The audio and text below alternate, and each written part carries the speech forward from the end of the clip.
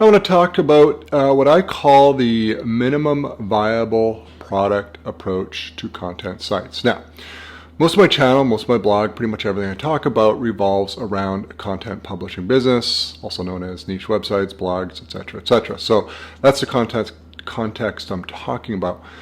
So course creators, software developers, anybody selling sort of digital products online, for the most part, will talk about a concept called the minimum viable product, which means basically you get something merely good enough to sell and start selling it, see if there's a market. You can always improve it later. It doesn't mean you're selling a broken piece of junk. It works, it does the core feature or function that the product is supposed to do.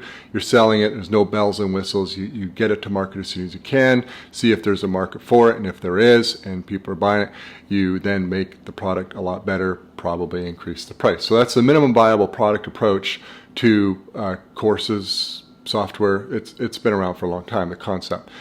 I want to talk about it in relation to content niche sites because I think it applies, and in fact it's really been my practice for a number of years now to basically treat everything that I do as a minimum viable product and go back and fix things up. So there's a number of ways that I do this, and basically I just do it automatically. When I actually started thinking about this concept, I was like, oh wow, yeah, I do this in a lot of ways on my sites. So one way is when talking about design, website design. I don't do anything for website design. I buy a premium theme, I put it on, and that site is done. It's designed. I'll put a logo on there. I might tweak the widgets a little bit, but for the most part, that's all I'm doing. I'm not hiring a designer. I'm not doing custom CSS. Over time, I might add a little bit of custom CSS, maybe to change font or something like that. Nothing major. I'm not paying some outfit $5,000 to get a custom website. I've never done that for a website. Except many, many years ago where I learned a lesson. I paid stupid amount of money for a custom design logo and everything. Big mistake. I just threw my money away. I don't think I spent $5,000, but I spent like way more than I ever would. And these days I won't spend anything on any of that. I'll do a $30 logo at Fiverr and I will slap a premium theme on it for which I have a license already. So the point is you do not need to spend a lot of time or money on design. You know, think of it this way. Most of your visitors in most niches are going to be on your site on your mobile phone. Can you really tell the difference between one theme and another on the mobile phone, other than like color scheme, which you can usually change with the click of a mouse? No, you can't. They all look the same. It doesn't make any difference. You obviously want to pay attention to performance. I like infinite scroll on my niche sites where the posts scroll into the next post, and I do that for most of my niche sites. Not fat stack, so if you go there you won't see that. But the reason I like infinite scroll is that it's been a huge game changer in terms of time on site with visitors, a huge increase, more page views. It's just been really good. And it works well. So in order to get infinite scroll, I use a particular theme for that. So that's the only reason I picked the theme. I don't really change much other than the colors and a few home page settings and that sort of thing. So minimum viable product is like my sites, every one of them, and there's quite a few of them in a nutshell when it comes to design. I am not changing anything and I don't put any time or money into it. The other area of minimum viable product is when it comes down to my content.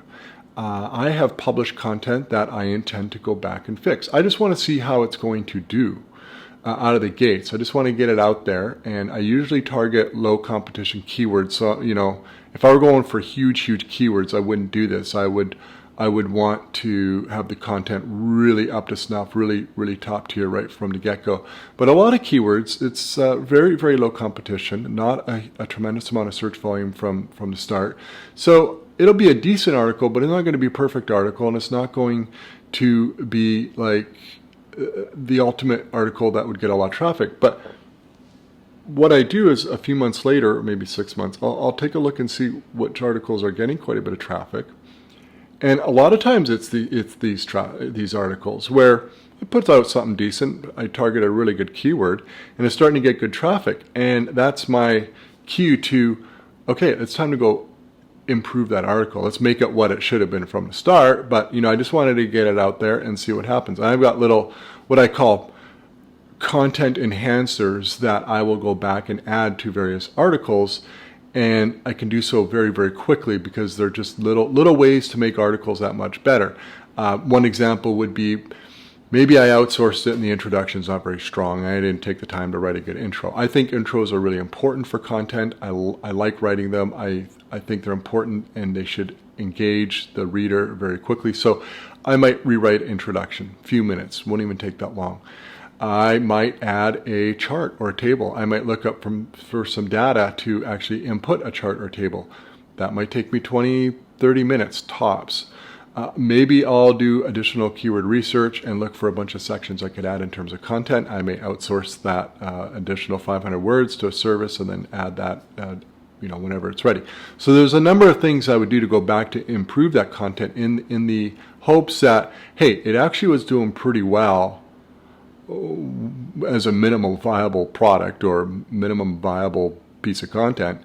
And, if I put some more time and money into it, it could actually be a peak performer. And so that is in a nutshell my approach to blogging. A few other aspects of the whole MVP mindset with my niche sites is they're a mess. I know a lot of people email like, how do you keep your sites all, I've got broken links and I've got draft posts and, things aren't, it just feels like it's all out of control. Every one of my sites is a total absolute mess, right? I do have broken links. I do clean them up every now and then. But for the most part, they have broken links. I have draft posts. They're out of control. I lose track of them. I often will just rifle in topics in there and think maybe I'll get to it. And often I don't, but they're in there. I have mistakes all over the place. And this is just the way it is. The bigger site's going to grow, accept the fact that there's going to be imperfections. These aren't the big deal. These aren't a huge deal overall. Now, I'm not saying to ignore broken links. Broken internal links is not good. You can easily fix it. BlogFixer.com is a service I've been using. They will fix these things for you very quickly, very inexpensively. Will save you. I've used them for services that would literally have taken me weeks. And it's hard to outsource some of this stuff because it's very nuanced. I mean, how do you say, fix all the internal links? Well, they may not know you got a broken link. They may not know which article it needs to get linked to, and so on and so forth. BlogFixer has done a good job with that for me. And it's done almost instantly. So yeah, there's going to be imperfections. That's just the way it is in this business. It's the way it is for my sites. At the end of the day, really try to embrace the MVP, minimum viable product or